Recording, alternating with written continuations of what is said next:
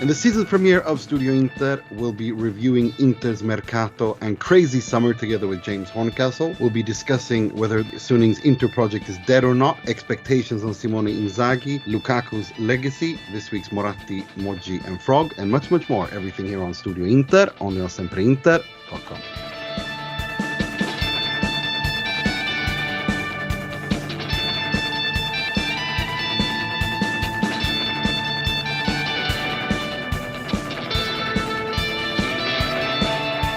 Bentornati, benvenuti to another season of Studio Inter. I'm your host, Nima, Tavallaey, wishing you welcome. Hope you've all had a nice, relaxing summer, far away from all things Inter, because that's been anything but relaxing and enjoyable, as expected. But before we get to all of that, let me introduce my panelist. He's the sempreinter.com preview writer and our own in-house Mr. Positivity, and God knows we need it and need him, Mr. Mohamed Nassar. Hey, and I'm restocked, refreshed over the summer with a whole bag of positivity. So no worries, guys. How yeah. Well, I'm gonna ask you later how you've been going, like how you've lived through all this. We're also joined by our good friend Alex Donno over in Florida. Welcome, Mr. Alex Donno. How are you doing? How's the summer been? Aside from Inter taking several years off my life, it's been a good summer overall. I'm still enjoying, believe it or not, I'm still enjoying the Scudetto. I'm also still, of course, enjoying Italy's triumph in the Euros, so it's not all bad. No, it was a good summer for Calcio. And you've got a new show. It's Donno Daily and Five Rings Canes on 5 Reasons Sports. And you're also the host of Calcio Connection, so people make sure to check that out. And we're also joined by our good friend, TSM producer, Mr. Michael Gallo, all the way from Toronto. How's things over there? Are you guys in lockdown, or are you guys allowed out again? What's going on? No one knows what's going on right now. We're just, some people are out, some people are not. It's just we're just doing whatever they tell us to do, and we keep doing it. Luckily for me, I wouldn't say luckily, but I tore my Achilles the day before Spinazzola did his. So it was crazy when he tore his Achilles. I had just done mine the day before when he did it in the Belgium game. So I've been already locked down anyway, so it doesn't really matter to me. Jesus. I hope you get well soon. We're almost there. There. I'm walking soon. Oh, glad to hear. Well, and as I also mentioned, we're joined by a very special guest, Mr. James Horncastle, the Athletics Energizer Bunny in terms of producing content. He never stops. Welcome back, James. Pleasure to be back. Wow, I can't believe Michael seems to be so positive about tearing his Achilles, sharing this experience with Spinazzola. Well, it's a dreadful injury. Well, that's because he's an Inter fan and he's used to if you don't look at like this kind of lemonade situation, you go crazy. I'm really glad that you could come on for our season premiere, because I remember you were on last like towards the end of last season, and we were talking, and you said that, enjoy it while you can. This isn't, this is going to be, pretty much 2 players are probably going to leave, big players. And I said, well, and I remember it clearly because my reaction was, well, if they think that, then they've really underestimated how this fan base is mood-wise, and there's going to be, protests and riots, etc. Well, we were kind of right. There haven't been any riots, but there's been quite a bit of death threats towards Suning and Zhang, and you were absolutely right. They sold Lukaku and Hakimi. Conte's gone. I don't even know where to begin. How do you? I mean, have you ever? Can you remember anything like this ever before? Yeah, I grew up supporting Leeds United. So if you think it's bad, there's been worse cases in the past. I mean, that was a fire sale over 2 seasons of a very talented squad. That was, unsustainable, given the financial model that the owner at the time had kind of put in place or envisaged. So, looking ahead to Inter's first game of the season against Genoa next Saturday, I still see it as not glass half full, because I understand how big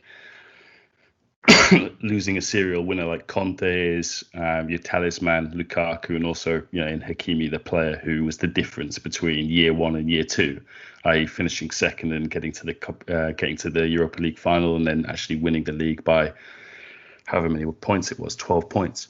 So it has been a big blow, but I still look at Inter and think, if Conte, forget all the financial problems. Let's say, Conte gets approached by Real Madrid and Paris Saint-Germain, decides he wants to leave.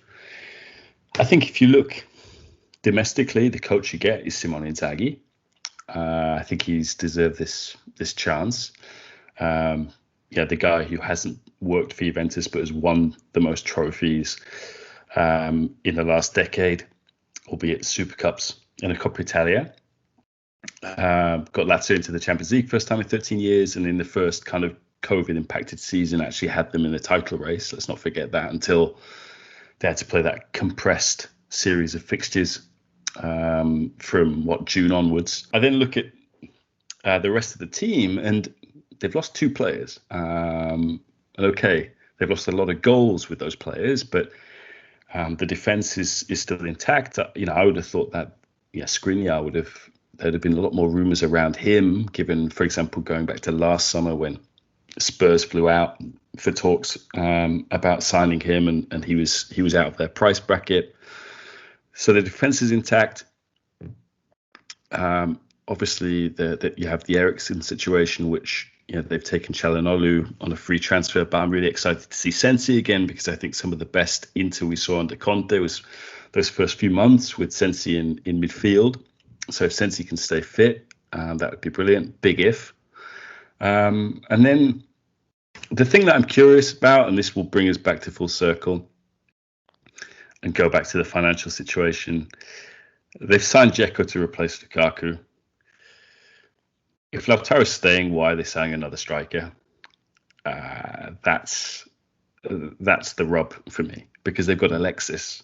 Alexis is there in the background. Alexis, I imagine after pre-season, we're not hearing anything about Alexis. Have you seen Alexis? Where's Alexis? Well, he went to Copa America, as he always does, when he travels to South America, and then he injures himself for 3 months, which is really annoying. And because you know me, I love the guy. I think he still has a lot to offer off the bench, not as a starter. I think that part of his career is over at this level, but off the bench as an impact player, I don't think you can find much better. And the numbers speak volumes to that as well. I mean, every time he comes on, he either scores or makes an assist, or is some way involved in changing the game. But it is with Alexis that 7 million net per year the guy earns, and this injury situation is frustrating. I still think that Inter will. I don't think he's going anywhere until after the World Cup, at which point that January, I think that's when he'll go to MLS or back to Chile or something. That's where I think that's where I think this is headed, to be honest. Yeah, we'll see. I think Inter's problem, and it's one of the reasons why they've had to sell players that I don't think they wanted to sell, is they've got players on super high wages, and no one wants to match that and add a fee on top. And ultimately, United did a great deal in cutting their losses with him, and Inter taking on half of what was a quite extraordinary pre-pandemic salary that Alexis had, and you can't afford, certainly in Inter situation, to be paying a player who's on your bench that kind of money. So I don't know what they do with him, because if I were Simone Inzaghi, I would be, if I was Beppe Marotta, for example, I would be saying to Simone Inzaghi, you need to find a way to make Alexis more of a regular contributor, given we're paying him this amount of money and we can't move him.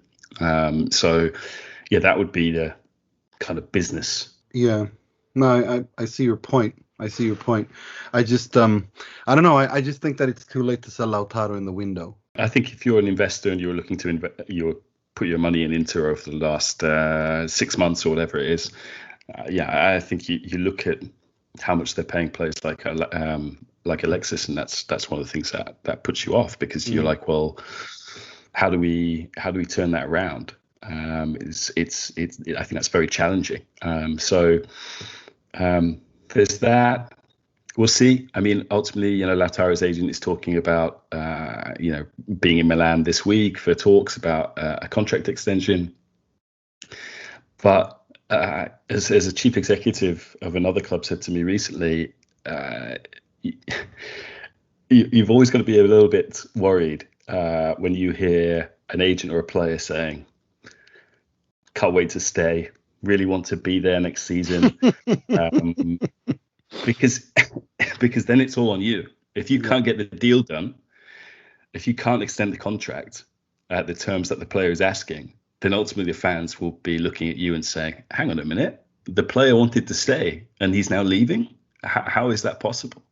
Yeah. So it's from a PR point of view, it's a difficult situation that Inter would find themselves in, and we know that they agreed a fee with Tottenham to sell the player in parallel with the negotiations which were going on with Chelsea at the time for Lukaku, and ultimately they sold Lukaku.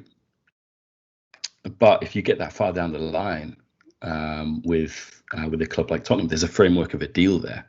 And I think if you're deeply cynical, which I'm not, I would like to see Lautaro stay at Inter. I'd like to think that what the executives are saying or briefing, that he's unsellable, that he'll stay, is true, and that the owners actually show more resistance than they did when the offer was made for Lukaku. You add up the Hakimi money, Lukaku money, you add up the money that Tottenham were proposing to pay and other teams were proposing to pay for Lautaro. It adds up to around 275 million, which is what they got to pay Oaktree back. So exactly. So we'll see. I mean, they're certainly projecting confidence that they don't want to sell the player. Lautaro has indicated he wants to stay. I mean, it's been interesting following what the agent has been saying over the last 6 weeks. Remember, he changed agents in April. Yeah. There was a deal to extend his contract on existing terms prior to that change of agent. And then it had to start all over again, because that's what happens when players change agents. The club essentially the club and agent has to renegotiate everything. And I remember when there was that first sort of change of representation, the agent said, "Well, actually, we're just going to see. We're happy, but we're going to see how things are." And Lautaro has 2 years left on his contract, and if they don't get money for him this summer, or they don't tie him down, then I imagine there'd be. It's clear that clubs around Europe, in Spain and in England, Atletico, Tottenham, whatever, sense vulnerability, and of course they're entitled to do that given everything that they've been reading, hearing about Inter, and what they've seen from Hakimi, and then the unsellable Lukaku being sold. So we'll have to see. Yeah, absolutely. I mean, I still think that. I mean, I think selling Lautaro at this stage of the Mercato is something that Marotta doesn't want to do, and something that I think would be the only way they can get around that is if they sign Vlahovic to replace him for 60 million euros, and then make a net profit of 30 on Lautaro, or if the idea is to extend Lautaro's contract and then next summer cash in on him. The other thing I think it is. The other thing that I don't know how they do this. I'm not privy to the books. I'm not privy to what their financial obligations are. But you look at some of the reports about, what Lautaro would be looking for to extend, or it's been sort of put out there as like 7.5 million. I just don't see how you can have maybe 4 players on the books earning that, between Dzeko, Eriksen, Alexis, and another. I think one of the big stories that I don't think people grasp around the pandemic is that it's the operating cost of these players which is really killing teams. It's paying gross wages over time. So 7.5 is what you're getting close to 14 million, 13 million. That's on the club, which when it all adds up, that's a huge amount. So we'll see, because Lautaro at the moment is, for a elite footballer who has won the Copa America and won the Scudetto, and within his own club, is underpaid. And the guy he's keeping out of the team, Alexis, is paid considerably more than he is, which is bad. Yeah, no, you're absolutely right. That's exactly what it is. But it's going to be interesting to see how they do that. I mean, I think one thing is certain, and that's we're going to get to that, and that's the Suning project is dead. The Suning Inter project is dead, and the sooner they can find a new buyer, the better Inter are. I'm going to hand you over to Mo. Did you have a question for James? I wanted to change pace a bit from all doom and gloom around Inter, and I really want to ask you if we regard Juventus as Inter, possibly Atalanta, but let's say Juventus are the main rivals for the Scudetto this coming season. What do you reckon, assuming the transfer window closes today? Do you think that Juventus' squad is stronger or weaker than last year? And relative to where they were last season, are Inter far worse to the point where they've dropped off below Juventus, or are things still comparatively similar in your assessment? They've lost the Demiral. Who else have they sent out? Cristiano's a year older, Chiellini's a year older, Bonucci's a year older. They haven't reinforced in the midfield yet. Locatelli is still to come in.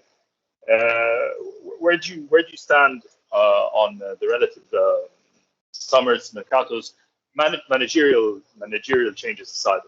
So I think Juventus are favourites to win the league, just because Allegri's been there and done that. I think he's, along with Conte, the best Italian coach of his generation in terms of winning titles. We can debate Sarri's place in all of this, what his contribution to the game has been in the last decade, because I think it's been very, very significant in kind of helping change the face of Italian football. But I think Allegri's got a lot of work to do, because I think one of the problems that Pirlo and Sarri found was that the squad looks good on paper, but it's actually quite short. And we're talking at elite club level, sort of top 4 level. It's obviously very deep compared with other teams outside the top 6 in Serie A. But it was described to me as 18 players plus Frabotta, which I don't think was too kind on Frabotta.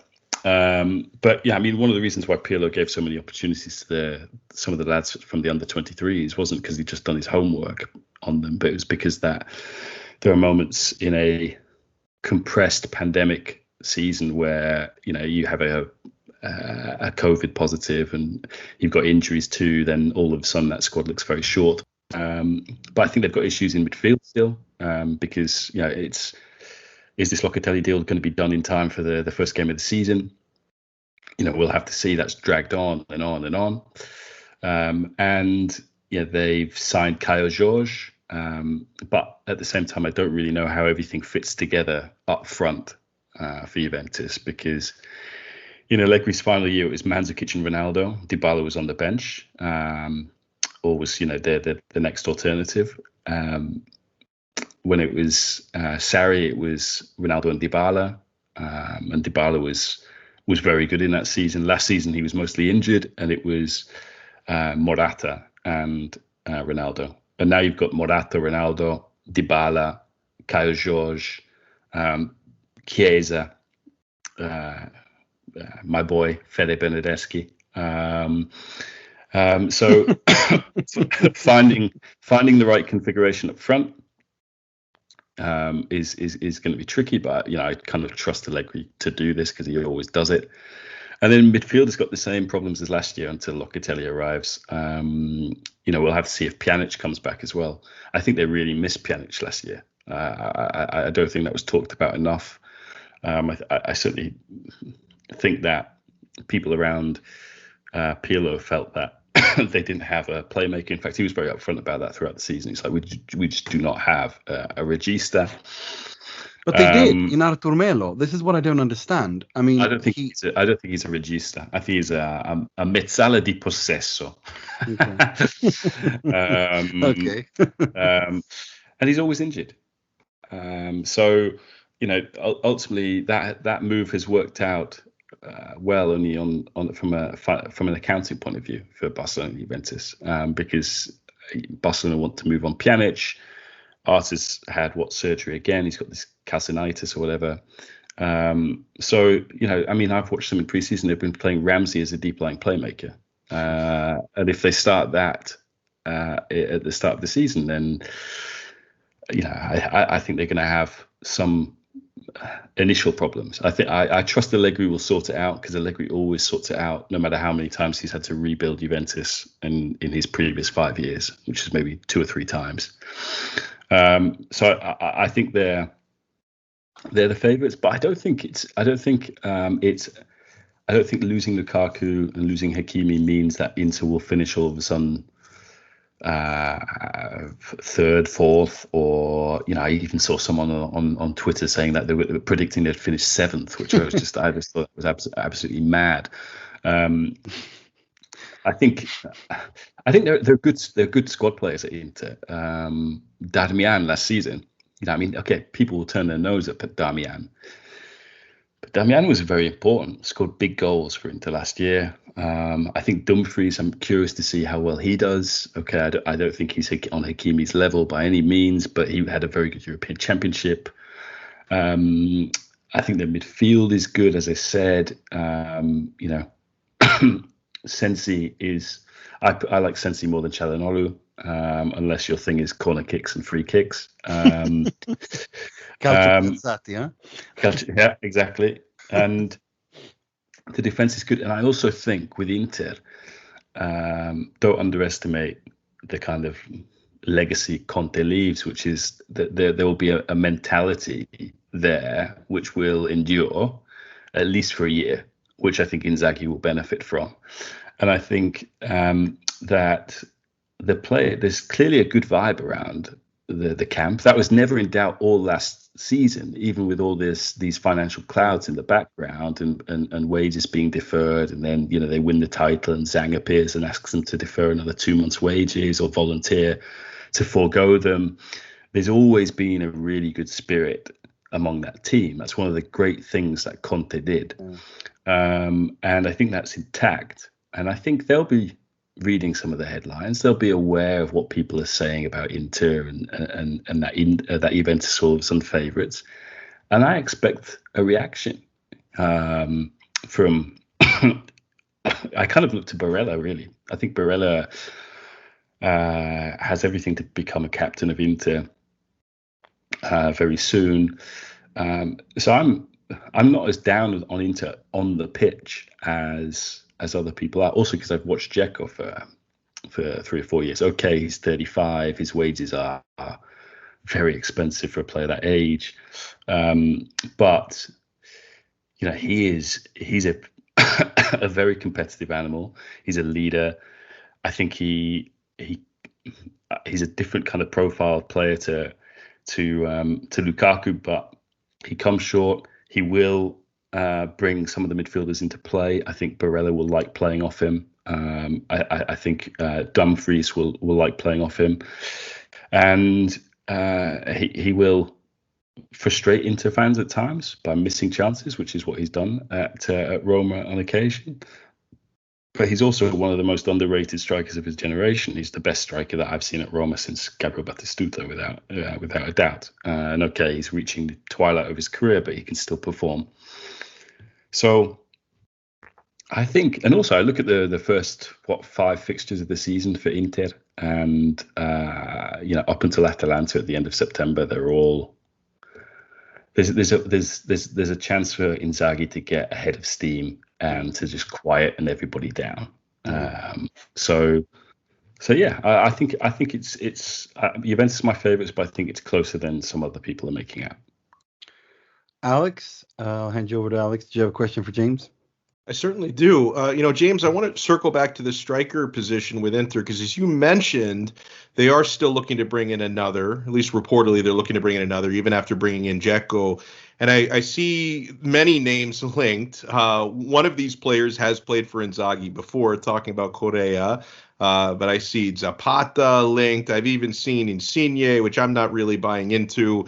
Other names potentially could come on loan, like Moise Kean or Luka Jovic. So, James, out of those names, not necessarily who the best player is, but who do you think would fit with Inter and with Inzaghi best? Who should they be really targeting? I like Zapata, because I think all of a sudden you've got a very proven front two at Inter. Again, I look at if you sign Zapata, what does it mean for Lautaro? Because you clearly don't sign someone like Zapata if Lautaro is going to stick around, because Zapata is going to expect to play every game, I would say, for Inter. But the reason why I say that is because I think Dzeko likes to play. He likes to come short, link the play in that inside right channel that Lukaku liked, and Duvan's on the other side. Duvan likes to carry the ball, likes to run in behind. He's obviously he's built like a boxer.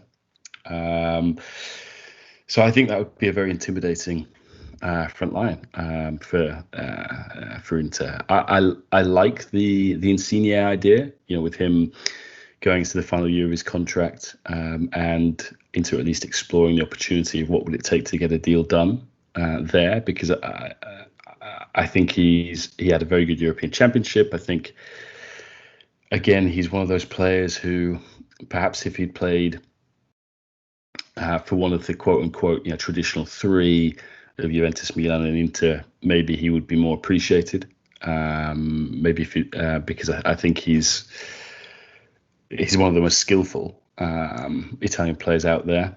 I don't really know how that works with him and Dzeko, though. I don't see a partnership. I think it would have to be like a three, or you'd have to play two off the striker. But again, if you're playing two off the striker, Çalhanoğlu likes to play in that inside left channel. Sensi likes to play in that inside left channel. So that doesn't really work for me. Correa would be the foil for a tall striker, I suppose. Not that Dzeko, even though he's tall, does a lot with his head. He's a very skillful player with the ball at his feet. Very artistic player in that way. So, I like Zapata, just because I think they would mean business again, I think, from that point of view. But at the same time, going back to business, I also think spending in excess of 30 million on a guy who's about to turn 30 and pay him more than he's on at Atalanta is probably not the best business decision either. No, it really isn't. But so just to make clear, you think that if they sign Zapata, then in this window, Lautaro's leaving? Yeah, because I just don't know how you can justify having Dzeko, Lautaro, Zapata, and Alexis. I just don't. And you've got Satriano. Okay, Satriano's not going to play. Pinamonti's still there at the moment. Pinamonti will go to Empoli probably before the end of the window. That's going to be my team this year, by the way, that I'm going to follow. Empoli. Yeah, Ricci, Pinamonti, and Cutrone it's my DiMarco Hellas Brescia Tonali of the year. And my good friend Liam Henderson, Hendo, back in Serie A. Good to see. Yeah, I don't see it, Nima. In this situation that they're in, that's why Alex didn't ask me about Vlahovic. I just think Vlahovic is impossible for Inter. Yeah, I think he is. And that's exactly why I didn't ask. Yeah, okay. Yeah, no, you were absolutely right, because I just don't see how they can pay the fee. I imagine that they could, if they were discipline. They could come to a reasonable salary kind of thing with him, rather than just going, oh, here's 6 million a year or 7 million a year. But I just think competition is fierce from the two clubs that also want Lautaro, which is, Atletico and Tottenham. So yeah, I think if you're an Inter fan and you love Lautaro, you have to pray that one of those two teams ends up going all in on Dusan and that Rocco, who I imagine will resist and dig in, ends up selling. Good at but that. I think they're certainly determined to keep the player. But I think that situation is very interesting with Lautaro, Dusan, Atletico, Spurs, particularly with all these kind of whatever happens with Kane. All of a sudden, if Kane does go, you've got Tottenham with 150 million sterling. Yeah, I mean, so yeah, let's see. You're right, but I mean, it seems that, I mean, the thing is, if they were to sell Lautaro, and they bring in, that means it's Dzeko, Zapata, Alexis, and Satriano, then they're worse off than they were last year. I mean, there's no doubt about that. And I mean, they're talking about, if they bring in Correa, which is what I hope they do, because I think that's what Simone wants, and I think every coach should. He's gotten absolutely nothing of his own players. Conte got pretty much everything he did, because you know how Conte is. When Conte doesn't get what he wants, he creates hell for everything and everyone around him. But Simone doesn't do that, and I think the only player he's specifically asked for is Joaquin Correa, and he's 28, and I think he still. He should be allowed to build this Inter in his image, the same way Conte was allowed to a certain extent. But it's an interesting thing that you say that. I mean, I'm glad you said it, because you've kind of touched on my worry, because I'm not entirely convinced.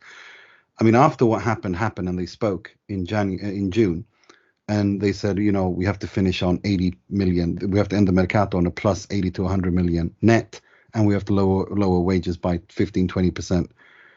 The maths didn't add up by selling Hakimi, how you do that. And so their hope was cashing in on Lazaro, João Mario, and Nainggolan. Well, that did not turn out well at all. And in fact, they're in risk of being sued by Sporting for another 30 million because of what happened with João Mario. That's going to court. So, that was always a pipe dream. I knew they were going to sell someone else. But to sell 3 in one window, I don't know if the Piazza, the Tifoseria, can handle that. Because they've got absolutely no money coming in from season ticket sales. If you do that, Hakimi, Lautaro, and Lukaku, you'll be looking at an empty San Siro. It won't even matter if it's open at 50% or not. I mean, that's where this Tifoseria is at. I think the fans will show, if anything, just to protest, because ultimately they're in love with the club, the owners, and. We saw that in the friendly against Parma. 500 fans showed up. They made the trip. I think, as we've seen in other countries, but just coming off a Premier League weekend, people are so looking forward to going to watch football again, that I don't think that will be any different in Italy. I don't think that'll be different at San Siro as well. And certainly, Inter need their fans back, because that's a 70 million loss you're taking every year from San Siro not being not bringing in the kind of crowds that it was before the pandemic. So I still think fans will show up, also because the team are champions, and you guys unfortunately didn't get to go and see that team. But that team doesn't exist. That's the thing. Seriously, that's it. That team does not exist anymore. And with Lautaro, then that's literally the final nail in the coffin. Whatever hope that exists will be destroyed. I mean, I've covered this team for 10 years. I've supported since '89. Inter fans are a weird bunch. They can hardly agree on anything. But I've never seen vitriol and resentment at this level aimed at the ownership. It is worse than anything I've ever seen before. and there's not, they've been placated to a certain extent. They've calmed down. Okay, Dumfries, Dzeko, they're starting to feel hope. Selling Lautaro with less than 5 days left to the first game against Genoa, I mean, that would be it. That would he's injured. Be it. Yeah, I don't know. He's not just injured; he's suspended as well, so he won't be able to play that. That's something that sort of kind of may work in your favour. I don't know. Yeah. But at the same time, look, the club say he's unsellable. But listen, I don't believe. Are we really going to do this song and dance again? I mean, Piero Ausilio last year when he did his whole thing about Tonali and Vidal and that whole song and dance he did. I mean, we understand that's his role. He's the hatchet man. He goes out and lies. He toes the party line. That's his job. I understand that. So I don't take anything he says publicly. I just don't believe anything he says. But it's another thing when Marotta goes out and talks the way he does, and then ends up selling Lukaku and Hakimi anyway.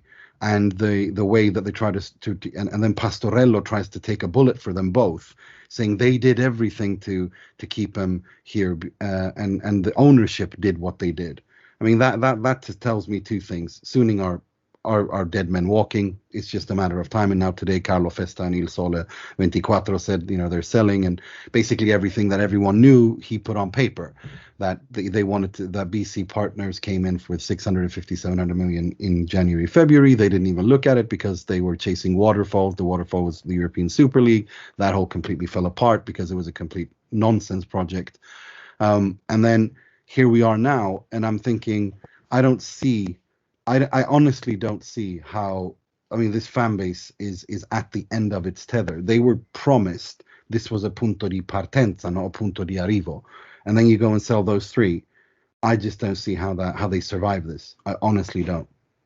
I could be wrong, but I don't see it. I think their credibility has diminished over the course of not just this transfer window, but the last year. And that's in spite of them putting 700 million into the club in their time in charge. Ultimately, the political wind has changed in China. It's become more difficult to get money out, and also their business interests have been hit very hard. Yeah. And I thought it was quite telling. You had in May, Zhang Jindong, the owner, wrote that letter to Inter fans saying kind of what you said, which is, this is the beginning, not the end. You had Stephen Zhang in the beginning of June talking about mid to long term involvement still at Inter. But I look at the situation. I wonder how can they turn it around. There are so many things that need to happen, and let's not forget. The financial situation, which is 275 million loan from Oaktree, which will have interest. Oh yes, it will. and then 300 million in bonds, which mature next year. So I think fans would appreciate it if Stephen or it has to fall on him presumably because he's the president of the club. Actually recorded a video message and was very frank about the situation because the fans aren't stupid. They know what's going on, and we'll have to see. But that debt. Be it the loan, be it the bonds, that's a lot for someone to take on, and I think they're looking at this. They've had to look at this transfer window and get a lot leaner and a lot more disciplined. I think to some extent they've done bits of that, but as I said, I've looked at the wages that they're paying some of these guys, and it's still very big. So we'll see, but I think at least on the pitch, I'm happy to see Simone get a job. I feel his work at Lazio deserves. Absolutely. But as we've seen, lots of other great coaches have got that opportunity. Lippi, Gasperini, and Inter is a singular club. which is very different. As Conte found to be so frustrating. In some respects, I kind of give Inzaghi a free pass. If it doesn't work out, you look at the situation that he's walked into, and it is what it is. If he does well, it will actually only further enhance, I think, his credentials, his reputation. For sure. I'm going to hand you over to Michael. Mike, did you have a question for James? James, who is this mystery person on Twitter that said Inter was going to finish 7th place?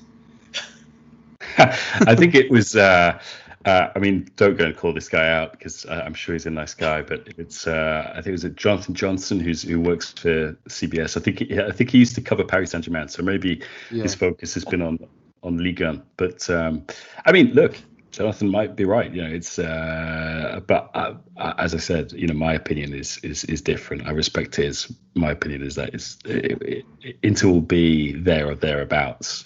Don't worry, we're gonna have Jonathan on the pod because I know him. He's a good friend of mine. I saw that and I sent him a message immediately saying you're coming on the pod now. Yeah. So no. So he's a good guy. He's a good friend of mine, and I saw that and I was like, well. I said, that's his opinion. I want to hear how he thinks. So we'll be having Jonathan on soon because he covers PSG, he covers Ligue 1. That's his passion, and I think Inter are going to end up with PSG. So we'll have him on the pod sooner rather than later. Mike, did you have another question? Yeah. I found the tweet, and I'm not sure. Maybe it was deleted, but there's all the replies that are still there. So maybe he was getting too much heat from it. So maybe it was deleted. I don't know. But it was just funny to see that now that I found the source. Anyways, my question for James is I want to kind of branch off of what Mo was asking about, Juve, being the direct competitor and obviously the, James's favorite to win this year. What about other teams? I want to know, obviously Inter, took a step back with losing Lukaku, Hakimi, Eriksen. We don't know the situation with him returning at some point. Maybe we don't know. Obviously Conte leaving. What about other teams? Did anyone else take a major step back? Were there any teams that took a major step forward? Who do you think was shuffled around in the offseason? I don't think anyone really took a big step forward. I like what Milan are doing, but I think they need to back up what they did last year.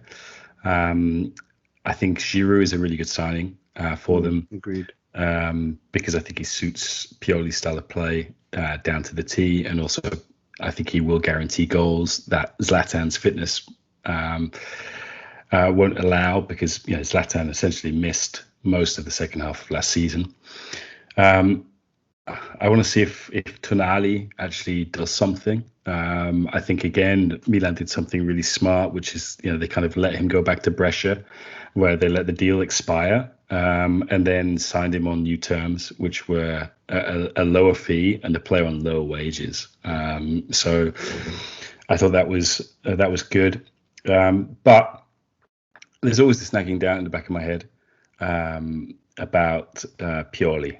I think he's done a fantastic job over the last 18 months, but he's never. This is uncharted territory now. He never really gets beyond this point with clubs before it starts to kind of go the other way. Maybe Fiorentina, but ultimately he felt disrespected and left. And look what's happened there since he's gone. But that's one question mark, and also because of the African Cup of Nations coming up, how do they cope without Benacer and Kessie? Because Kessie was their best player last year. Is Tonali and Pobega or someone else, is that going to be enough for whilst those guys are away? So I like Milan, but I think that I'm not backing them for the league title just yet. Atalanta, I love to get on the fairy tale. I've always been a big promoter of them, but I think Scudetto talk is still a little bit of an exaggeration, just because I think I think it's really difficult to get past a Juventus or Inter when they are at their best. Those two teams still find a way. I would love to see Atalanta win. I think they've upgraded in the goalkeeper position. I think they've replaced replaced Romero really well with Demiral. Because Gasperini turns these super aggressive centre backs. After 6 weeks of them getting booked and having to be taken off at half time because they're a walking red card, they end up and they finish the season as the best centre back in the league. And then we'll have to see what happens with Ilicic. Can Ilicic get back to what he was the season before last? His future still seems in doubt. He's leaving, now he's staying. Again, the kind of talismanic figures of that Atalanta team have gone. Papu and maybe Ilicic. But these new guys keep emerging. Pessina had a great Euros, had a great second half of last season. I'm really curious to see how he does. So I think Atalanta will be there or thereabouts, but I think there's another level, slightly with Juventus and with Inter. And then I'm really curious by Napoli because I think I love Spalletti, as you probably know. I think he's a fantastic coach. I think he dovetails so nicely with everything that they've got going on there. Even though they need to sell players, will they be able to sell players? That this goes back to your question, Mike. This is one of the real problems. If you look at the other top sides in Italy, aside from Milan, they've done very little, little or nothing.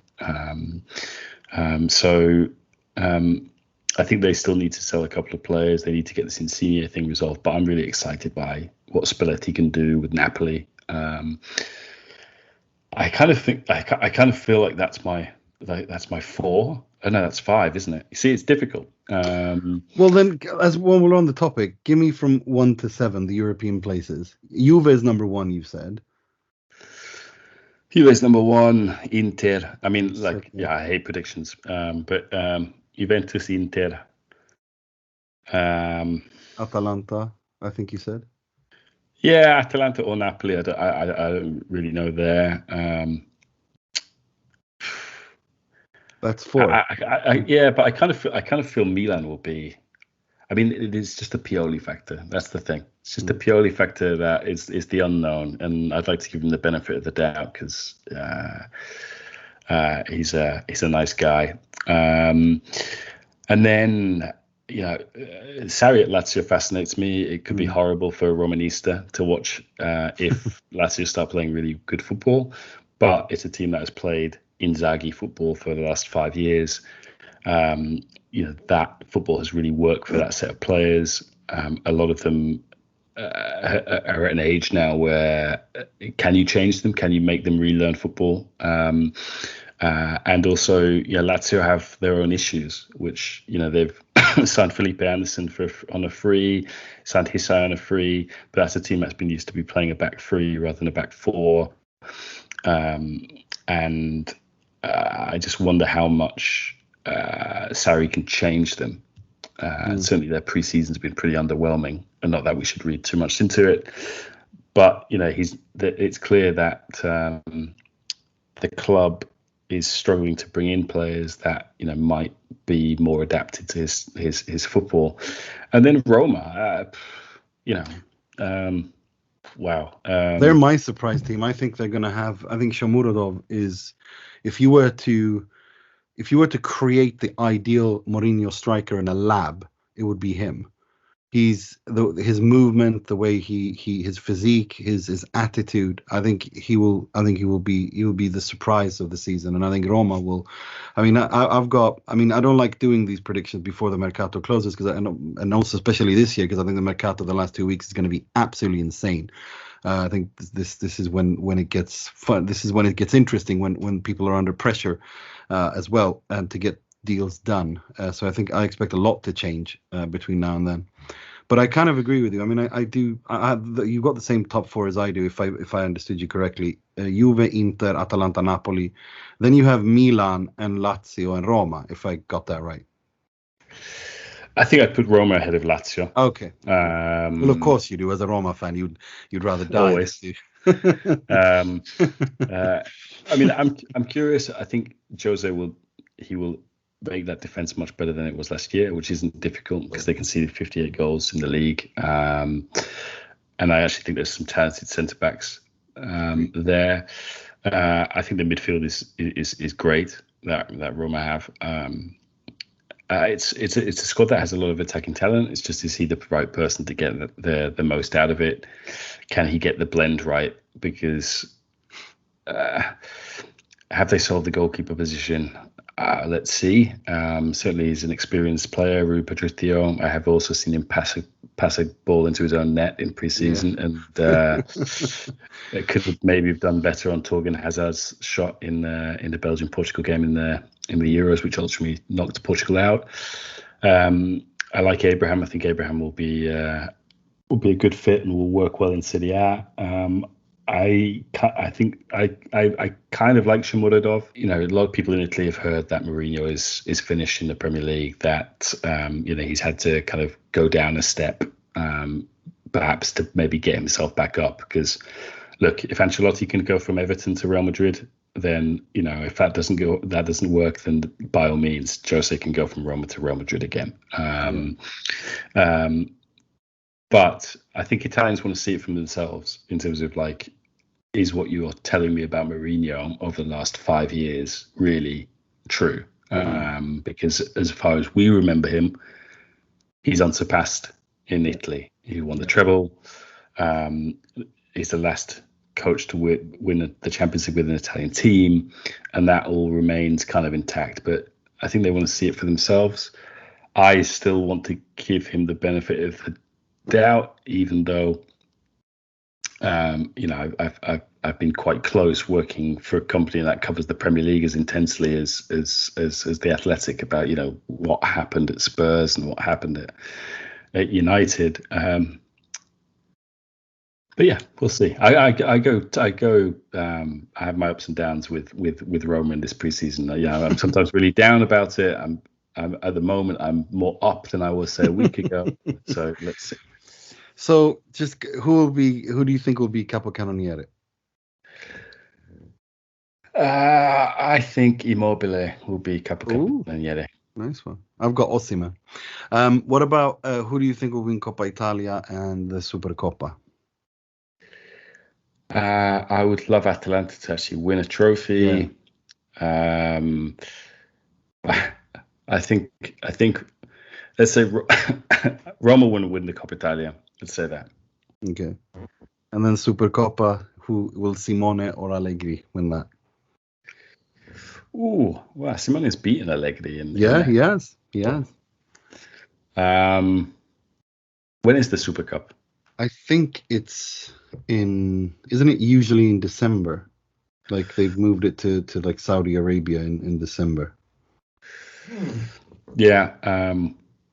This is the thing. If they move it to Christmas time or whatever, I kind of back Max to have Juventus sorted out by then. If it's early, we'll see. But I'll go with Juventus. Fair enough. Nice one. Well, thank you so much for coming on, James. Have you got something coming on? Because I'm sure you do, because you always have something coming on. Because there's so you do so much for the Athletic. Is there anything coming up that you want to plug? Then the floor is yours. Yeah, this week I've got a Andrea Pirlo interview about his year at Juventus, about what next for him, some of his ideas on football. Pirlo will be out on Tuesday. Nice. Will be interesting to definitely check that out. The Athletic and at James at Horncastle. Is it at James Horncastle or is it just at Horncastle? At James Horncastle. Thank you very much, James, for coming on, and take care of that cough and enjoy the rest of your holiday. Pleasure. Cheers, guys. Thanks, James. Ciao. Thank you. Yeah, have a lovely day. Ciao. Thanks. Ciao. Right. Well, let's continue on. Let's talk about what we. There's so much to talk about because so much has happened. But let's start there on the Suning's Inter project, whether it's dead or not. I personally think that Suning's project is dead. Suning's Inter project is dead. And what I mean by that is quite simply that the Zhang family are more and more losing control over Suning. They no longer control Suning.com. They no longer control, Suning don't even control their own brand anymore. It's Alibaba. They control the holding company, which controls all the companies, but that's more and more slipping away. And more it looks like it's the Chinese government. And this is something we've spoken on this pod thousands of times, that, there is a directive that that you cannot invest and export capital from China in non-essential businesses, and football is considered a luxury. So I think that is, it's all about, hopefully the sooner that someone can buy the club, the better it is. And I agree 100% with everything James said, that they're just trying to make the finances look as good as possible to maximize the price they can get. It was their biggest mistake was not selling in January when BC Partners came along. That was a massive mistake. Instead, they fell in love with the European Super League, and then they ended up taking a 300 million euro loan at a double-digit interest rate, which is insane. So I hope it's not Oaktree. I think Oaktree would be devastating for Inter, but I hope we have an actual owner. There's murmurs of BC Partners coming in, but at a much lower price.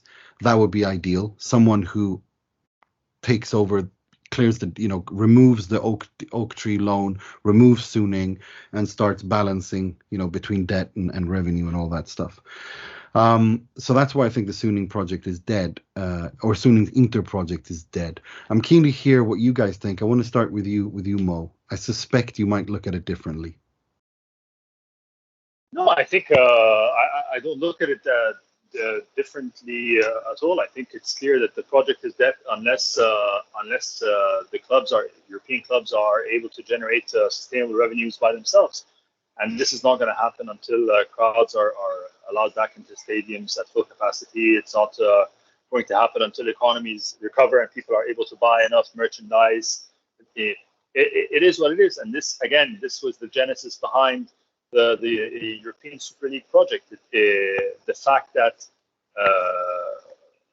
the biggest names in European footballing history, whether it's Juventus or Inter or AC Milan or Real Madrid or Barcelona, are in such terrible financial shape, and we have, quote unquote, saved football is really the most farcical statement. And this is exact. Sure, the issues, the structural issues have, these are results of poor decisions and poor financial planning over almost a couple of decades now in the making. But the conclusion is the biggest names in European football are hurting terribly, and so the projects, with an S, are dead. Unless the clubs find a way to generate sustainable revenue. And one way to do this is to find bridge loans to bridge loans, etc. Better sponsorship deals, lower your wage bill, and hope that the world of football returns to normalcy, and that you've tided this rough period over, and then you restart the project with Suning. So this could be one potential way of maneuvering through this crisis. Another way is to exit ASAP. And again, I don't know whether the January, I wasn't there, in the BC Partners when that offer was tabled, whether in fact they did believe that the ESL would go through, or whether the ESL money would come in so fast to the point where we reject this offer today and things will it would be an extremely naive outlook to think that anybody who's done a merger or an acquisition knows that due diligence, looking over the books, agreeing the deal, by the time money comes in the bank, it's years, months, if not years later than when an agreement is signed. So I think maybe the rejection of the offer had to do more with their intention to retain the Inter brand and find a better offer, which is why I have a modicum of optimism going forward in that both Oaktree and Inter and Suning currently have an asset, and Suning Oaktree's debt loan to Inter. Not only did Inter have to sell to Suning, sorry. Not only did Suning have to sell a portion of their stake in Inter to Oaktree to receive the loan, which is a bit weird, so we don't know how that was structured. But they, as I understand, the remaining 60% of the interest in the club was used as collateral to cover that loan. So it is both in the interest of Oaktree and Suning to make sure that the underlying asset does not get devalued. And it is a football club after all. So if this football club, the current champions of Italy, owners of some of the most sought after players, so on and so forth, if this club then becomes decimated from a footballing perspective, then the value of the shares, however many they are or however big the loan was, then it just disappears. So it's in everyone's best interest to make sure that this project continues to remain competitive until it's either A, in a place where revenues can be sustainably regenerated through ticket sales, so on and so forth, through normal operational practices, or B, the right buyer comes in with the right offer and the right financial structure to take the club over. And therein lies my optimism. It's not because I love Sang or I love Suning or whatever. It's just that it's good business sense to make sure that if you own something, it doesn't go to hell. If you want to sell something. Absolutely. Absolutely. So the project is dead until it generates money. But that doesn't mean that Inter are not going to go for titles. It doesn't mean that Suning are going to dismantle the team. It doesn't mean that we're going to shoot ourselves in the feet footballing wise, because that would be nothing but an accelerated death, whereas everyone's financial interests are best served in other ways, which are not necessarily contrary to the ultimate objective of reducing the wage bill, making more money, so on and so forth. So I think when you look at the numbers from purely like a financial perspective, objective financial perspective, this is both the source of everyone's pessimism, but also must be the source of everyone's optimism. Because if they are sensible owners, not like Moratti, where it was a passion project for him, or Abramovich, or the sheikhs in the Gulf, or whoever, these people with seemingly endless amounts of money, and they lose interest one day, or they own a club from the heart. Suning, the Zangs have no passion for Inter. It's a financial job, and yeah. So ultimately, this is why I think there is still a lot of optimism behind this club that we love so much. But I will talk about the optimism later. Yeah, no, we're gonna get to that. Alex, I want to get your thoughts on what Mo says. I mean, I think that is, as long as I think Suning have done a fantastic job, but up until them declining the BC partner offer was their biggest mistake. And as long as they're here, because 275 million euros, that excluding interest, plus the bond that matures in 2022 at the end of December 2022. That's almost 600 million euros that they need to find in cash. That's even without the 300 million loan in debt. The debt that the club already has, which brings the total up to somewhere 900 million euros in debt in total. It's a mess, and that's where I disagree with Mo. I think that the Zhangs are no longer in charge. It's the Chinese government, and the Chinese government, much like when we had the credit crunch in 2008, when the U.S. government went and saved the auto industry. They want their money back. It's the taxpayers' money, and that's all they care about. So, what do you think, Alex? Well, I think the worst case scenario is that the Suning project is completely dead, and the best case scenario is it's on life support. So anything between those two, it's really, really bad. And I of course, Nima, I read and hear a lot of the same things that you read and hear. about the Chinese government. Chances are you know more about it than I do. I'm far from an expert, so I don't really have much of a grasp on if any of this stuff is changing, because the debt sounds insurmountable. The fact that they're losing control of their own business seems like a really, really terrible sign to me.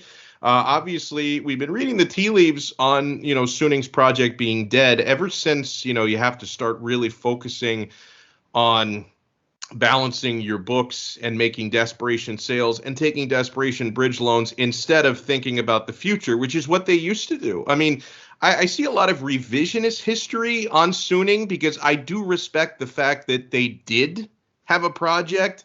They did have ambitions.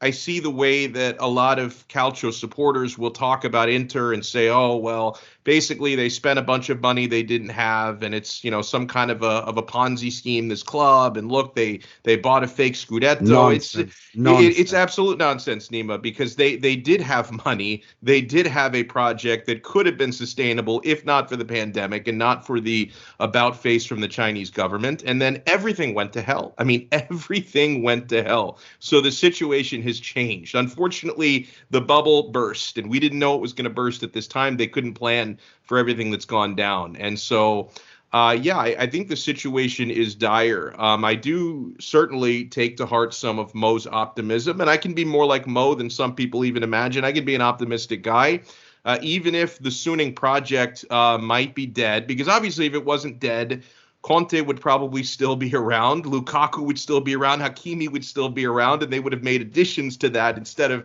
making big subtractions to that. So, I do believe the Suning project, as we know it, is dead. That doesn't mean they can't at least compete for Scudetto this coming season.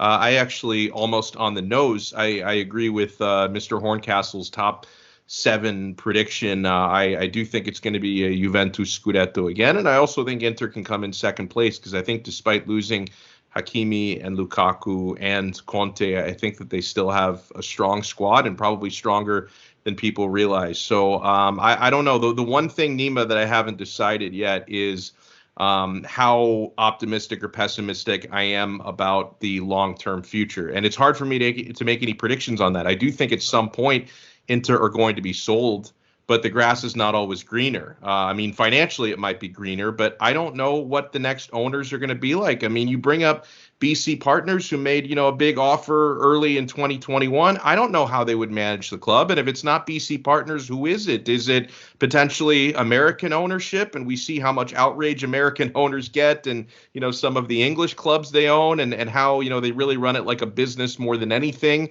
So I don't know. I mean, maybe you could say right now anything would be better than this current state of Suning and all of their debt.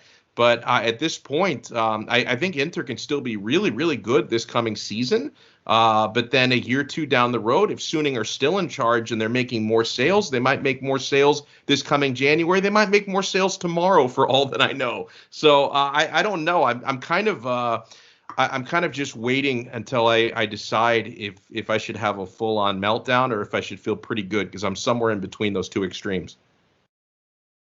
Yeah, well said. Mike, do you have anything to add before we move on? Yeah, I mean, I love listening to Alex talk. Doesn't he have like the perfect voice for like he really radio does. and everything? This is why it's his day job, and it's like the guy is like the best speaker ever. Him and Solano, Jesus, I can listen to these guys talk forever. I know. Yeah, I listened to him once when I was in Florida a couple of years ago, and I'm like, this is great. This is like the soundtrack to my life. I love it. That is awesome. Thank you so much. Oh man, it's all good. Listen, quickly, I'll just tell you this. Look, we look at this as supporters. We're supporters. We support this club, and it's so much different as an owner standpoint. And they treat it like a business. That's how they're looking at this. And when someone's going to offer you $115 million for Lukaku and all these great, huge amounts, it's like they look at it as a business, and it's hard as a supporter to look at it from our standpoint and say, wow, like I wish we could just keep these players, but it's just not like that. And I know we talked about this back in April, back in May, and the question was raised, are Suning, do we like Suning as owners? And I was actually yes, because look how much we spent. We spent so much money. Conte was leading us, and what he was getting was putting us in the right direction. We won the Scudetto. Everything was looking great, but behind the scenes there was so much that we didn't know about. And once Conte left, I was like, okay, if he's going to leave, something's going on. No one just leave. Like, it's very rare that someone's just going to leave after they win, a Scudetto after 10 seasons without it. It just, everything was a domino effect, and it really made me think, like, wow, there's just so much going on that we don't know about. When you talk about these BC owners and all that, it's really, really frustrating as a standpoint, because we want to talk about it as much as we want, but we just don't. There's so much going on that it's hard for us to predict and answer the question, are they the right owners for us? We don't know. I don't know if they're the right owners, but I mean more the Suning project, like as it is today. I mean, do you see any future with it at all? Well, there's no doubt that the project is derailed. I'm not going to say it's dead, because in 2 years, if they're still the owners, who knows where they can go from there. But as of right now, I think it's derailed. It's definitely on a different course than it was on before. So I'm not going to say it's dead, but it's definitely derailed. The train has decided to go a different route, and that route was going towards the Scudetto, and now it's stopped and gone a different direction. Well, I'd like to say that the tracks went one direction and the train went another, but that's another story. But I mean, speaking of that, I mean, Simone Inzaghi, every one of you guys know, anyone who listens to this pod or follows me on social media knows that I think he is, and I maintain that he is the next Italian super coach after Antonio Conte, and I wrote as much back in 2017, and I think he's the ideal replacement for him. But I feel like this is so unfair to him, because I feel that he was lied to and he was brought in under false pretenses. And I honestly think that it's difficult. We're going to have a proper Mercato special when the Mercato is over, with a very special guest. So stay tuned for that the week after the Mercato is closed. So it's difficult to make any kind of predictions on that. But I mean, if we base on how things are today, if it ends today and they bring in add Joaquin Correa and the squad is today, I mean, minus Eddie Salcedo and Pinamonti and all that stuff, and this is the squad, and you add a Correa or a Zapata to that, hopefully Correa, I think we have a title race on our hands. I really do. I think Inter can challenge Juve. I think Juve will win and edge out in the end, but I do think that Inter can go far. I think Inter can win the Supercoppa. They can win the Coppa Italia. They'll finish second in this, in the Serie A, and they should be able to get through from the group stage of the Champions League. Like, those are my expectations going into this. I'm keen to hear what your expectations are, and I'd like to start with you, Alex. Well, I'm right there with you. I think that competitively, people are so quick to dig Inter's grave. I mean, James, referenced seeing a 7th place prediction. I've seen some 5th places. I've seen a lot of 4ths, and maybe 4th is not that crazy. And I think obviously top 4 is probably the most important objective heading into this season. But no, the scenario where you described, assuming Lautaro is not sold within the next 5 days or within the next 10 months, during the season, I think that this team can absolutely compete. I mean, I'm not even as low on Dzeko as some people are. I know he's older, but I think in more of a limited role with all the depth that Inter could have at the striker position, I think he can do really, really well. Assuming Lautaro does stay, I think he's going to be very motivated. Now it's going to feel more like his team than it did over the last couple of years when he had to share time with Lukaku. And then prior to Lukaku arriving, he was Icardi's primary backup and all that mess that was going on. So I think Lautaro could take a huge step forward this season. And, the spine for Inter is the same. Handanovic, unfortunately, is 1 year older, but I still think he can do a job back there, and he did still lead Serie A in clean sheets last year. The back three is identical. I love the re-addition or addition, whatever you want to call it, of Di Marco on the left, and I'm actually pretty bullish on Denzel Dumfries on the right. I know, Nima, you and others have some fair concerns about him going from the Dutch league to the Serie A. It's very different, and he might not hit the ground running, Nima. I think that, luckily, Inter can also lean on Darmian to get some time there, maybe D'Ambrosio. So perhaps Dumfries is going to have a little time to learn the league. I think he has the athletic traits to really thrive in this system. The midfield, it's unfortunate what happened to Eriksson, but as far as the more defensive midfielders, it's basically identical to last season. So I really don't think that this team has taken as big of a step back as some people think. Obviously, the headlines surrounding the club and the players who have left and the coach who left it can make some people feel like it's the apocalypse and the sky is falling. But at the end of the day, and for what it's worth, I've watched basically every minute of preseason that Inter have played over the past month, and I've really liked what I've seen. Now, obviously, it's not the best of the best competition they've been going up against, but structurally, the way that they move, the way they're responding to Inzaghi, I've been impressed so far. So I don't think it's going to be this precipitous drop that some people are predicting. In fact, when I pick Juve to win a Scudetto, that is to me more of a compliment to Max Allegri than it is taking away from Inter. Obviously, I expect Inter to take a step back from last year, don't get me wrong, but I expect Juventus to make a bigger step forward, because to me, the difference in going from Andrea Pirlo, who had no business coaching Juventus. I mean, the under 21 coach, fine, that was the job he was supposed to do, had no business with zero experience coaching the senior team. I mean, the jump that you're making just in the manager from Pirlo back to the master Max Allegri, I think is going to make a huge difference. And that's why I have Juve winning a Scudetto, but I absolutely think Inter can compete with it, because to me, the spine of the team is similar enough to last year. I like what James said about there could still be a Conte effect of a carryover when it comes to the chemistry from one year to the next, right? And we saw some of that, guys, when Sarri took over for Allegri at Juve. They weren't really playing Sarri ball, but when they needed to collect points and win games, they would just revert back to Allegri ball, and that worked for them that one season before Pirlo came in and just sent it all to hell. So I think you could have some carryover effect even with Conte gone. So I'm not nearly as negative as a lot of people are. I suspect, Mo, you're with Alex. You're not as negative either. I want to hear your thoughts on that, on the Inzaghi thing and expectations. I'm with Alex. Man, I'm 2 steps ahead of Alex. What are you talking about? We're going to win the league. We're going to win the league. We're going to win the league for sure. It's not impossible. For sure. Okay. Look, I mean, everything is probabilistic. So, there's no way you can define a single point and say this is exactly what's going to happen. It's a probability, but I think the chances of Inter winning the league are higher than any other teams. Sure, I understand Alex's rationale.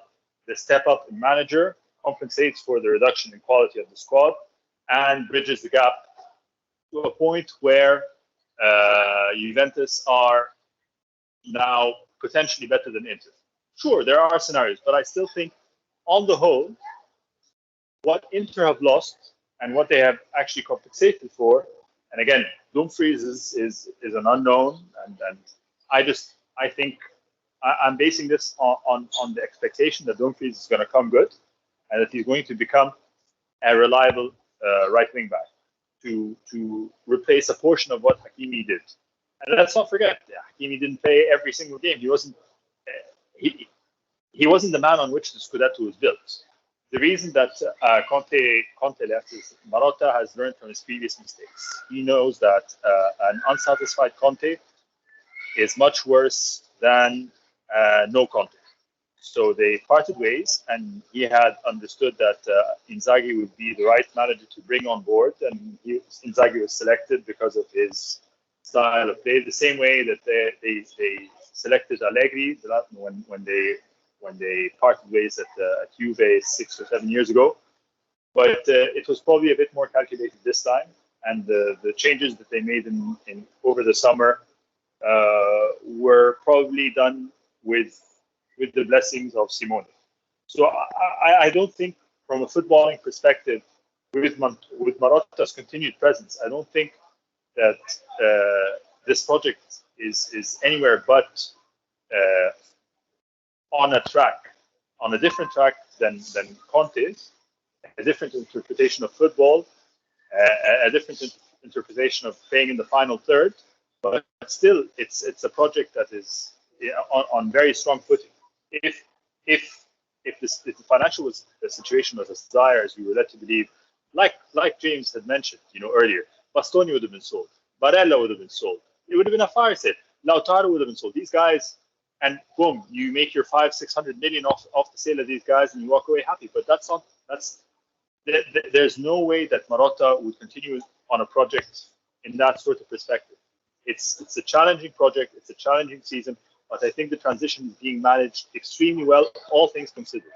And I think if you look at Atalanta, if you look at Milan, if you look at Napoli under Spalletti, which is, I'm really fascinated by what's going to be happening in Naples this year, and then look at Juventus' squad, which we know is an imperfect squad, and they have not addressed any of their structural failings, particularly in the midfield and in defense.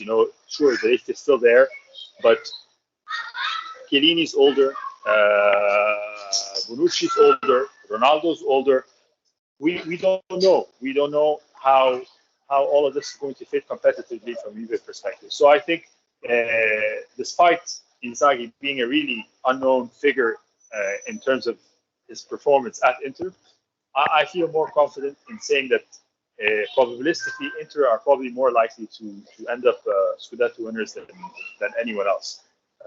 Seeing how strong the spine of the team really is, and again, sorry. So this is based on the fact that Lautaro is staying, and even if Lautaro does go, let's see who they replace him. Because again, there's there are no absolutes in life. You can sell Lautaro and replace him well, and things work out fine. So it doesn't mean if Lautaro goes, it's an apocalypse. But I think based on Lautaro's continued presence, playing with Dzeko as his backup, because Dzeko is not going to. I don't think him and Dzeko are really going to be playing together.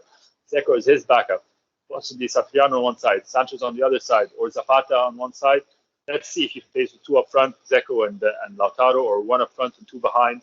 Again, but making sure that Lautaro and his 17 to 20 goals are present this season. I think that Inter are probably currently, if the Mercato ends today, are probably better position than anyone else in the league. Well, what about you, Mike? Do you agree with that? Like in terms of expectations from Simone, do you think are you as positive as Mo, or are you a little bit with Alex and me? Where are you on that? I would say I'm a little bit down the trough. I'm not going to say that Mo. I love the positivity. It's great, and you have me feeling a little bit better. I just don't think. I mean, the loss of Lukaku is just too important. That's kind of where I sit. And how many times did he bury us? Out of a jam last year. I just don't think that replacing him with Dzeko. Although I do like Dzeko, and I've always liked him. I thought, again, like James said earlier, one of the most underrated strikers of his generation. I agree with that statement, but he is older, and I don't think you can compare those two players. He's just too far down the trough.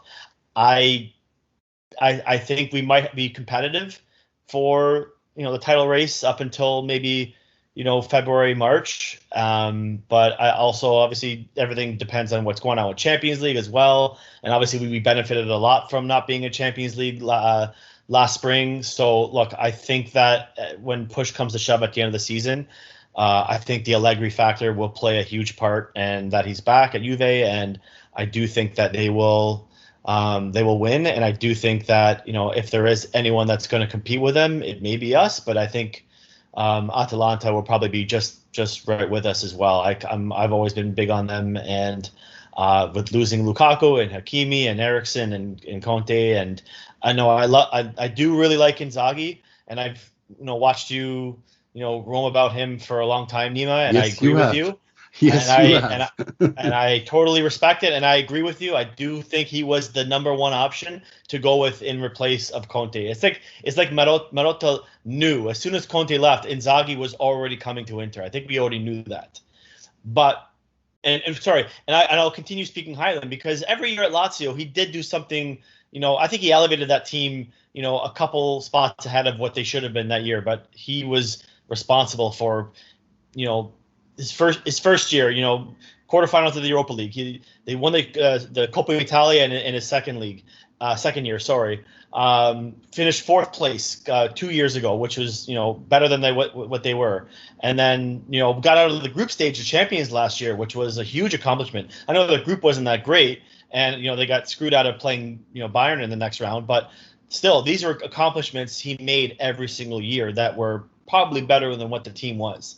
So I think that he was the best option. However, I don't think we have the talent that we have to make a title run deep into, say, April, obviously depending on what's going on in Europe. So I do think that our likeliest scenario for finishing is around between second and third, most likely third in my opinion.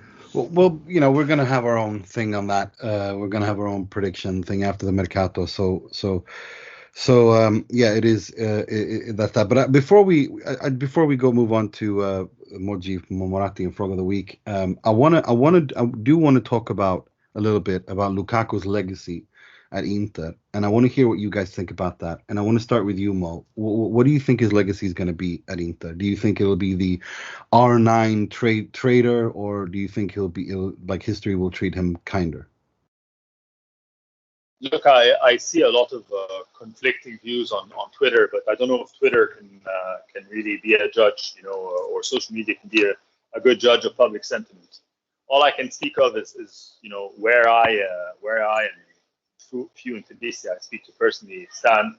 And I think I have nothing but love for Big Ron. I think his message to the Inter fans on his departure was not the best worded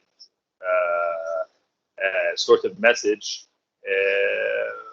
but it is what it is. But this guy came, he really did conquer, and he led us to victory. He was our talisman, and again, I don't know how Lukaku will perform under a non-Conte coach.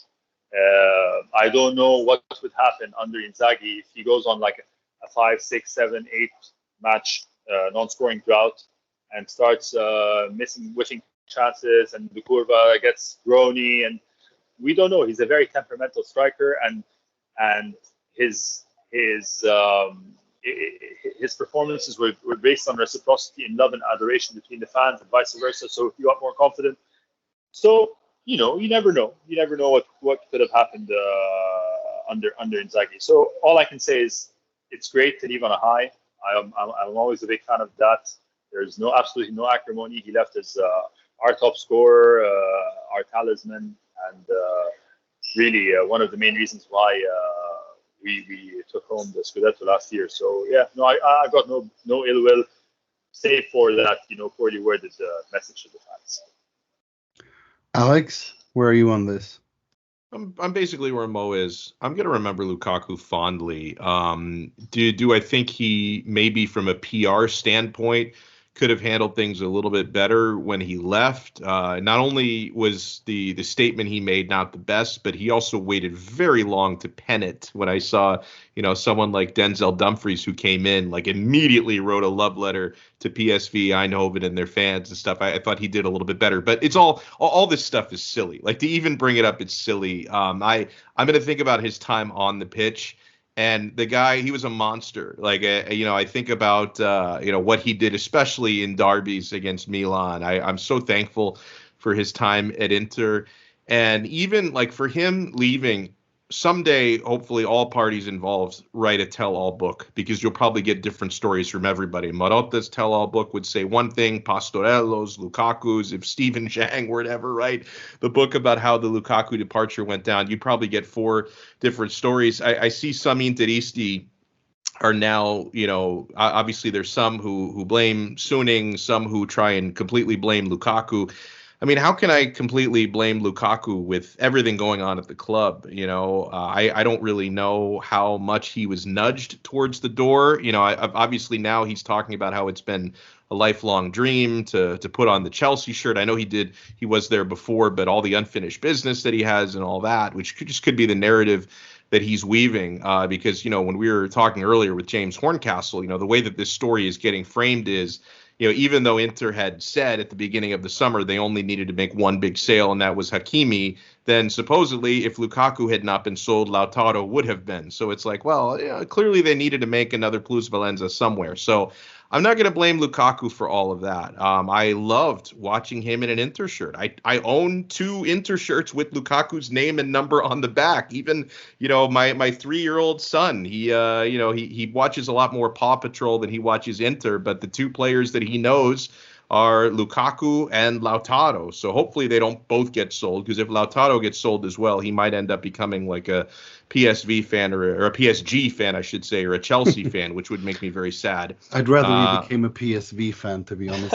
That would be interesting. That would be You funny. You might need to have another kid then, Alex. Yeah, I might have to. Well, I wasn't planning on it, but if he became like a Juve supporter or something, God forbid, I may need to try again, you know. But no, I mean the only thing is, you know, one thing I wouldn't go as far as to say, because I've seen this thrown out there, I wouldn't go as far to say that Lukaku is an Inter legend.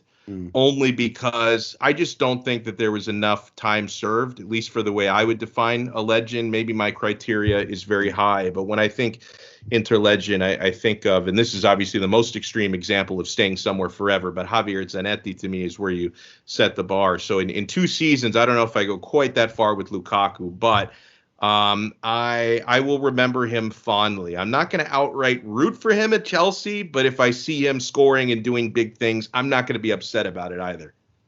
What about you, Mike? Where are you on that?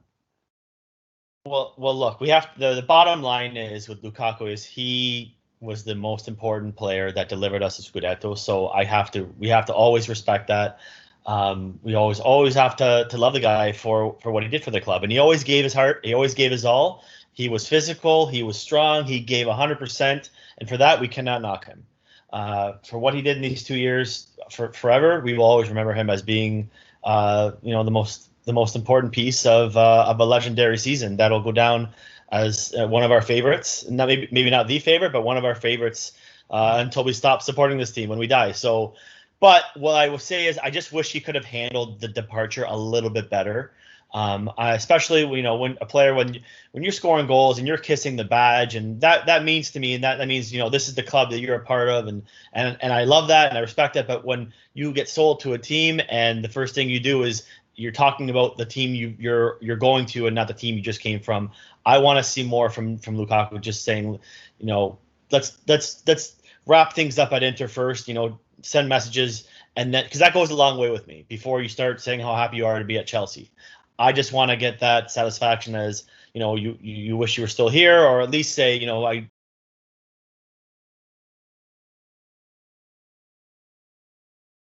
you can move on to Chelsea. Like it happened.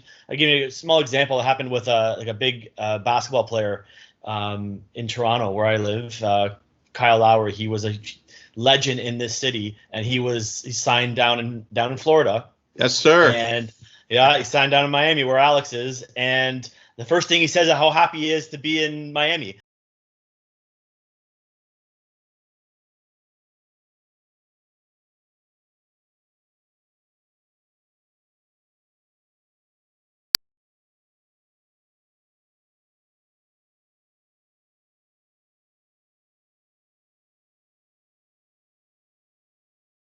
And I will respect him, and I will cheer for him.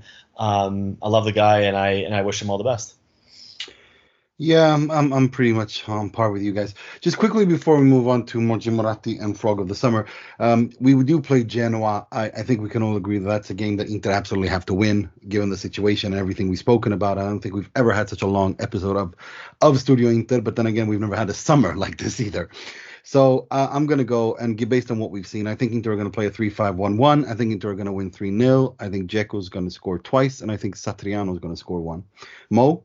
I like a strong 3-0. I think, yeah, Dzeko scores. I hope the midfielders score and get involved more. So let's give Barella and Sensi a goal as well. Yeah, cool. Alex?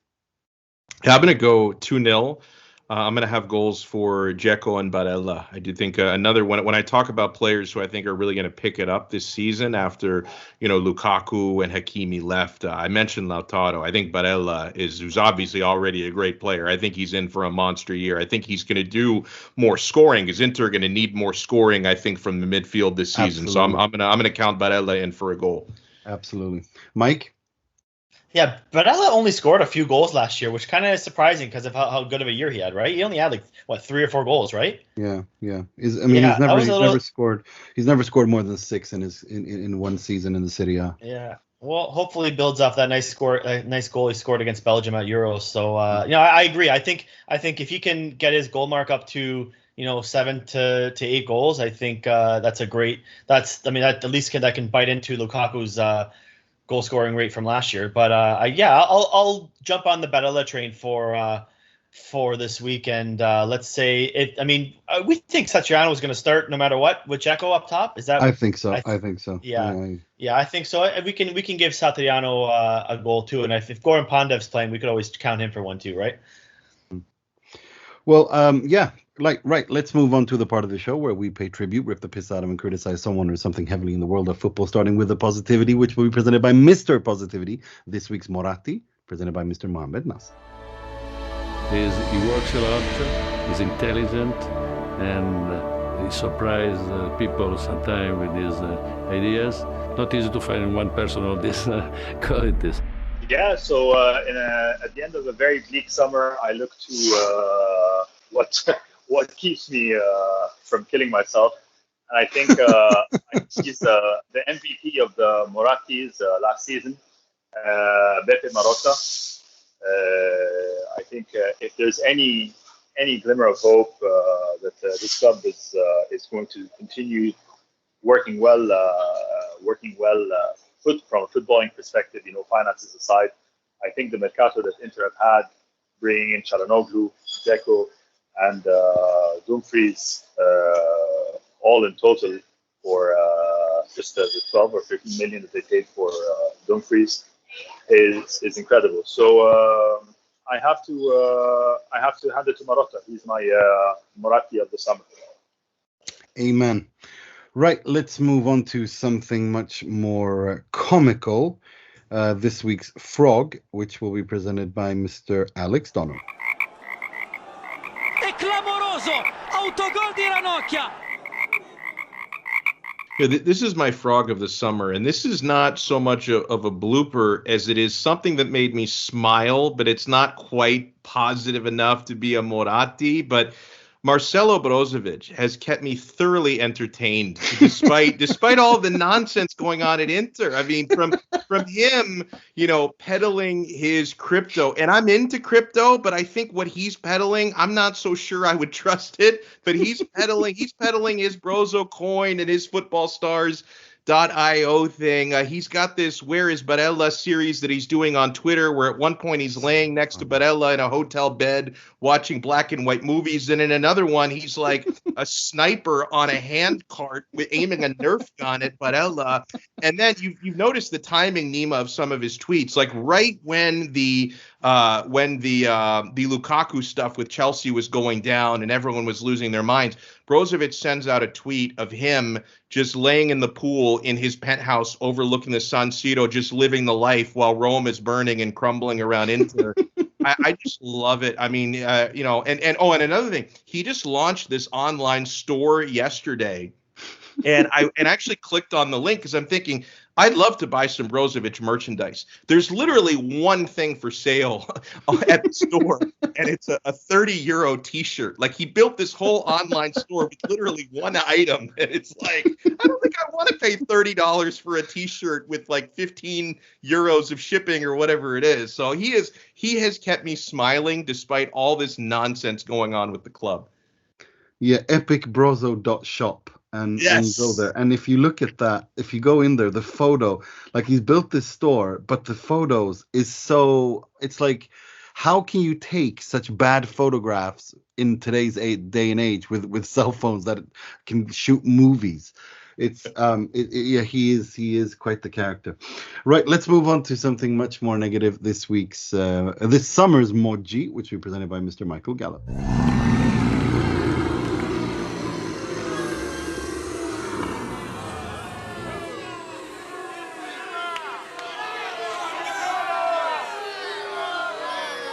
Well, there's a lot of options. We could go with this. I kind of looked at the whole Sunni situation. Selling our best player from last year and Hakimi, and I looked at that and I'm like, we already talked about this, but I want to maybe talk about the situation that hits me kind of personal. Is that our Serie A TV rights in Canada have been an absolute mess, and at this point right now we don't have one. And we've had You're not the only one. You're not the Yeah, only one. and In the Middle what East and North Africa as well, it's an absolute. In Denmark, I read somewhere they don't either. It's absolutely insane. what is going on right now? I work in television. I work for our number one network in Canada. We are not a Serie A rights holder. We I don't know, we just bought La Liga this year for the first time, and sure enough, Messi leaves, so that kind of derailed really quickly. But like it's just like DAZN had it the last couple of years, and it was great, and I would able to watch whatever I wanted whenever I wanted, and it could be later, it could be live, it didn't matter. And right now we don't have an official rights holder, and it's has me screaming like, what am I doing to watch this year? And we've got a local network that has like 1 or 2 games a week, but it's like it's not even like HD. It's in like no definition television, which is horrible. So it's like we don't know how to watch right now, and we don't know if they're going to come to a deal last minute to put on the rights. I don't know who's sleeping. Is it our Canadian rights holders, or is it Serie A themselves who are trying to whiffle up better deals? We don't know, but at this very moment, it's going to be very hard for Canadians to be watching Serie A this year, and it sucks because the last few years are so great. I know in the States last year ESPN had it, which was awesome. Now they have La Liga. That's kind of why we got La Liga too, because ESPN has a stake in our network. So at this point, I have to give it to whoever's at fault, probably the league, for not coming to agreement with. I'm sure they've got bids, they're just not agreeing to them. So I don't know what's going to happen this year, and I'm looking for emergency backup plans to watch, because if not, I'm going to have to watch illegal streams, which I do not want to do. Amen. That's absolutely true. Right. That's all we had time for this week. This StudioInter XXL season premiere. We've never had an episode this long, but I hope we enjoyed it. We'll be back next week, and we'll have a very special guest. We got some good guests coming up. Until I'd like to thank James Horncastle. I'd like to thank you, Mo. It's great to talk to you again. Thank you very much. It was a really lovely kicking the season off with you guys. Thank you very much. Absolutely. Mr. Alex Donno.